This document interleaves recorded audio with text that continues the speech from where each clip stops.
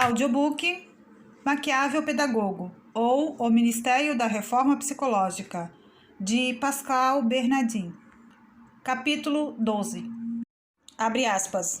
Destaca-se com toda clareza, a partir dos relatórios desses países, realizados em resposta a um questionário, que no ensino primário, tanto ou mais que no ensino secundário, assiste-se a uma reavaliação e a uma reestruturação profunda dos programas. Uma revolução silenciosa. Estaria em vias de ocorrer uma revolução silenciosa e discreta no ensino primário? A uma questão como essa deve-se responder de modo prudente. A maior parte das informações e das discussões acerca dos conteúdos dos estudos que se encontram nos relatórios nacionais, compreendendo-se aí o debate geral a respeito do tronco comum das matérias fundamentais, se refere implicitamente ao estudo secundário. Entretanto, tudo parece indicar, sobretudo na França, onde o Ministério da Educação preparou um plano prospectivo, e na Itália, onde essa tarefa foi confiada a uma equipe de especialistas, que espíritos inventivos ocupem-se ativamente do programa da escola primária, fecha aspas, OCDE 1990. E certamente o Sr. Lang é um espírito inventivo. Mas o amor da justiça obriga a dizer que o terreno havia sido preparado desde longa data. Mostramos já a influência exercida pelas organizações internacionais sobre a concepção francesa acerca da formação de mestres, o EFM, da descentralização, da avaliação e etc. Particularmente na França, há quem trabalhe com profundidade nesse sentido, como Louis Legrand, o qual, lembremo-nos, teve enorme influência sobre o sistema educacional francês. A aceitação das práticas psicopedagógicas em nosso país deve-lhe muito. Doravante, o problema deve colocar-se assim em 3 níveis. 1. O primeiro é ético. Que homens desejamos formar e para que tipo de sociedade? É possível um acordo em nível nacional sobre esse ponto? 2. O segundo é psicológico. Quais são as necessidades e as capacidades dos alunos ante os objetivos assim definidos? 3. O terceiro é técnico. Quais são as instituições e os processos de aprendizagem diferenciados mais aptos para conduzir as diversas individualidades à consecução dos objetivos gerais esperados? É nessa perspectiva do surgimento de novas ou de renovadas concepções que se faz indispensável o esboço do que poderia ser uma nova doutrina pedagógica, com a esperança de que ela possa, o quanto antes possível, tornar-se um princípio admitido consensualmente de unificação mental.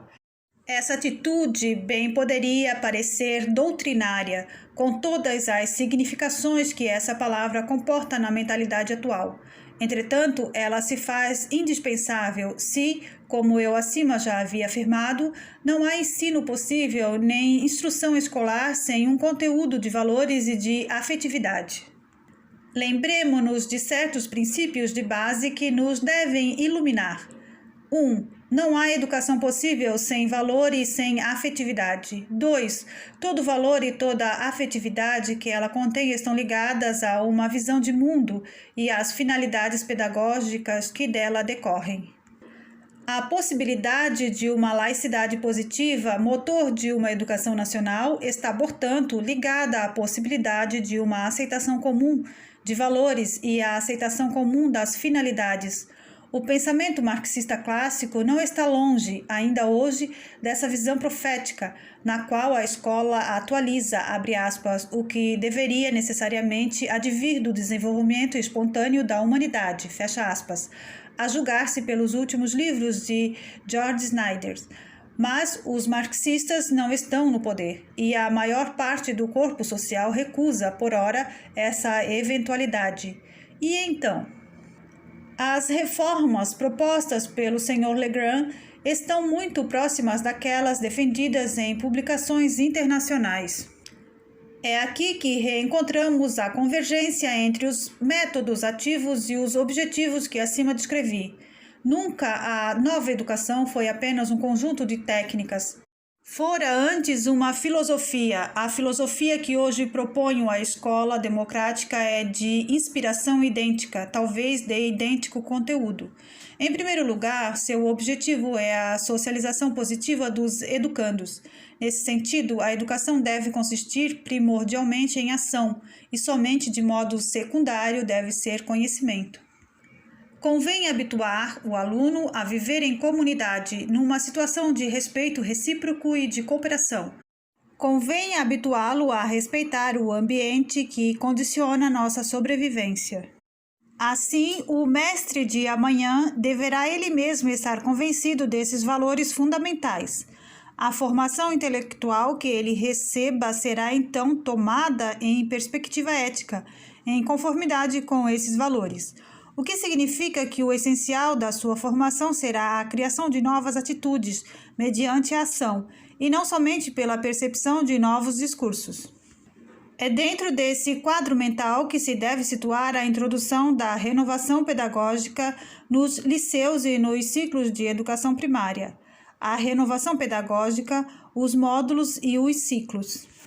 A renovação pedagógica dos liceus, empreendida a partir de 1992, articula-se principalmente em torno dos temas seguintes: ensino não cognitivo e multidimensional, diferentes concepções do saber, socialização dos alunos, a avaliação formativa, autoavaliação, pedagogia centrada no educando, pedagogia por objetivos, behaviorismo e engajamento, pedagogia ativa, formação contínua de professores.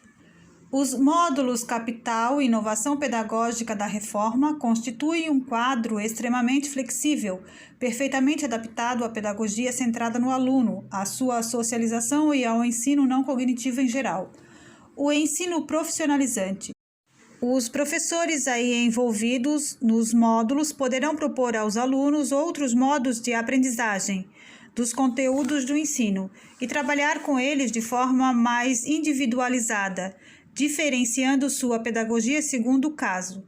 As horas de ensino por módulos devem se tornar um tempo privilegiado, mas não exclusivo, de exploração e de tratamento dos resultados das avaliações sucessivas, desde a perspectiva de uma integração destas ao processo de aprendizagem, o que nos permite prever que elas devem efetivamente fazer-se permanentes, e não somente como condição de ingresso no ensino médio. A constituição de grupos restritos de alunos com necessidades afins facilita o reconhecimento de cada um, o que possibilita convidar o aluno, bem como possibilita ajudá-los, se necessário, a construir progressivamente seu projeto pessoal, oferecendo-lhe a possibilidade de se expressar, favorecendo assim a socialização mediante trabalhos em grupo. Poder-se-á oferecer aos alunos sessões diversificadas, atividades que facilitem a percepção do espaço e do tempo. Classe de segundo ano do liceu técnico em geral. Os módulos devem desenvolver capacidades de autoavaliação. A implementação do ensino modular é responsabilidade de todos, sua organização quanto ao emprego do tempo, gestão de grupos e etc. Deve ser objeto de uma reflexão nascida do mútuo entendimento e que deve encontrar seu meio natural na elaboração do projeto de estabelecimento escolar. O ensino modular deve ser uma resposta às necessidades observadas pelos professores. Tal tipo de ensino poderá servir às mais variadas iniciativas. Projeto elaborado em comum por diversos professores de uma mesma disciplina, ou por professores de disciplinas diversas pertencentes a uma mesma classe. Funcionamento paralelo de várias classes do estabelecimento de ensino. É fácil reconhecer nessas últimas linhas a utilização das técnicas de engajamento e de dinâmica de grupo, com o objetivo de vencer as, abre aspas, resistências à mudança, fecha aspas, por parte dos professores, conforme tratamos já em detalhes no capítulo sobre a descentralização. De acordo com o Levigaro, abre aspas, desde já, reticências, a reforma vem gerando um recuo dramático no ensino da cultura geral no primeiro ano do ensino médio, fecha aspas. Visando a introduzir o ensino não cognitivo e os métodos pedagógicos ativos nas salas de aula, ela limita muito severamente as opções e o tempo dedicado à cultura clássica. Enfim, mencionemos que os universitários, ainda que, por ora, em menor medida, são do mesmo modo atingidos pela revolução pedagógica. A introdução dos ciclos nas escolas primárias visa ao mesmo tempo objetivos. De fato, os ciclos permitem ao professor acompanhar seus alunos durante muitos anos. Favorecem a continuidade exigida pela pedagogia centrada no educando. Ademais, não sendo separadas as classes ao fim de cada ano escolar, fica reforçada a socialização dos alunos.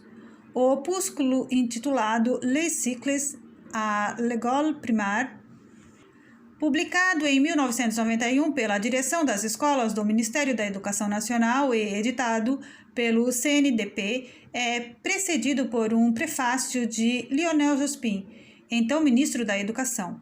Particularmente, ele afirma que, abre aspas, colocar a criança no centro do sistema educacional é, sobretudo, tomá-la tal como ela é, com suas capacidades e deficiências, fecha aspas. É também e principalmente praticar a pedagogia centrada no aluno. A citada obra desenvolve o pensamento do ministro, abre aspas.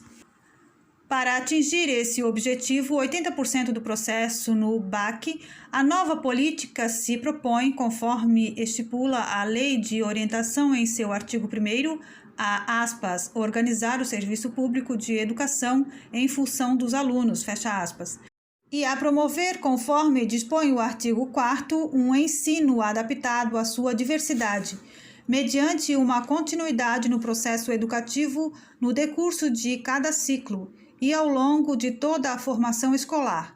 Trata-se de colocar de modo mais resoluto a criança no coração do sistema educacional e de permitir uma adaptação mais fina de acordo com cada caso.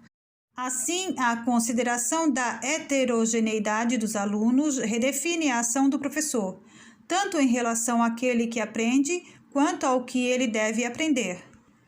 Essa análise conduz naturalmente aos princípios que fundamentam a nova política para a escola. Introduzir uma maior flexibilidade no exercício de aprendizagem dos alunos e na organização do trabalho dos professores, a fim de garantir uma melhor continuidade dessa aprendizagem, reticências. Enfim, essa análise evidencia a necessidade de mobilizar e de responsabilizar os atores locais, os únicos capazes de promover essa nova política e de fazê-la concretizar-se no quadro do projeto da escola. Garantir a continuidade da aprendizagem. A continuidade da construção e da aquisição de saberes pela criança é uma das garantias do êxito escolar.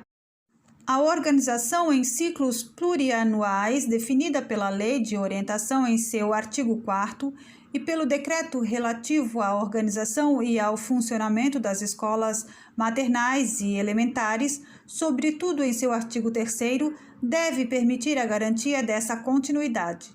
Conforme o leitor deve ter adivinhado, o ensino não cognitivo não está à margem dessas diretrizes.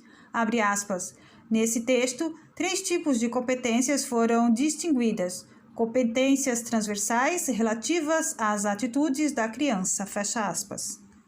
As atitudes, os interesses partilhados, as ações em comum e as discussões, as emoções experimentadas coletivamente possuem um inigualável valor de socialização e de formação.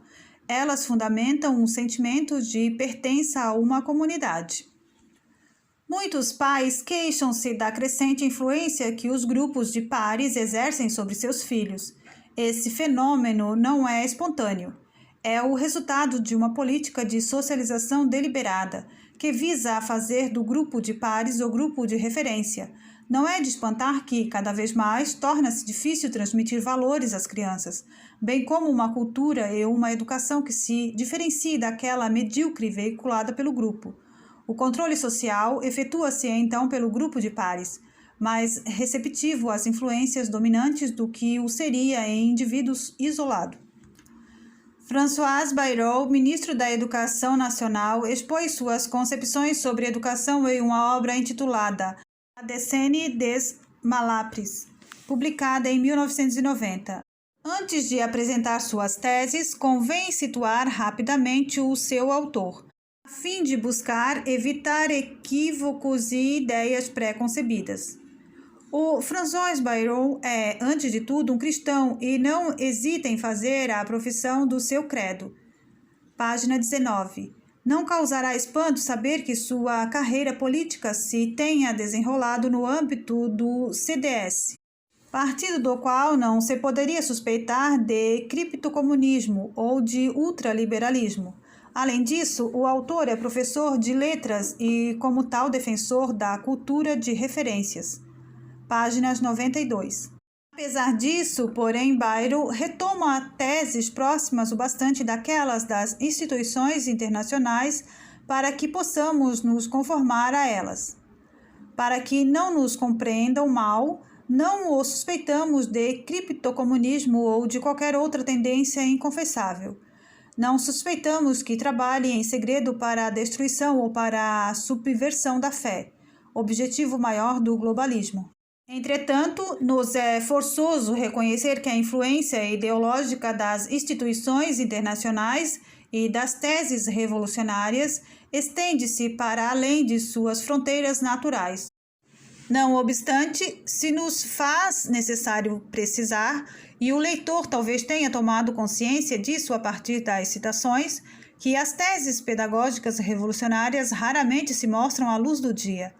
Apresentem-se como melhoramento do ensino, progresso pedagógico, autonomia dos professores e outras fórmulas sedutoras. Não iremos atribuir a François Bayrou intenções tenebrosas. O pior de que se pode acusá-lo é de deixar-se influenciar, em certa medida, por teses oriundas de organizações como a Unesco, que ele cita explicitamente na página 29, cujas opiniões revolucionárias têm caráter público. François Bayrou resume sua visão acerca da reforma do sistema educacional na seguinte frase, abre aspas, tal é, a meus olhos, o triângulo de ouro dessa revolução magistral que se chama responsabilidade e, particularmente, responsabilidade pedagógica. Em cada uma das pontas do triângulo estão a inovação pedagógica, desejada e não apenas tolerada, a avaliação sistemática e anual de cada uma das classes de cada professor e uma formação contínua que se sustenta sobre os sucessos constatados. Pode-se reconhecer aí 3 dos principais temas da revolução pedagógica conduzida pelas instituições internacionais, bem como o engajamento dos profissionais, aqui chamado responsabilização.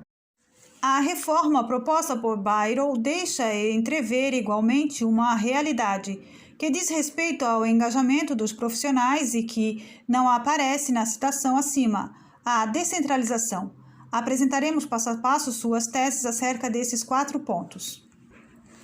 Continuação deste capítulo na descrição do vídeo. E se você está gostando, deixe seu like, deixe seu comentário, compartilhe com seus amigos.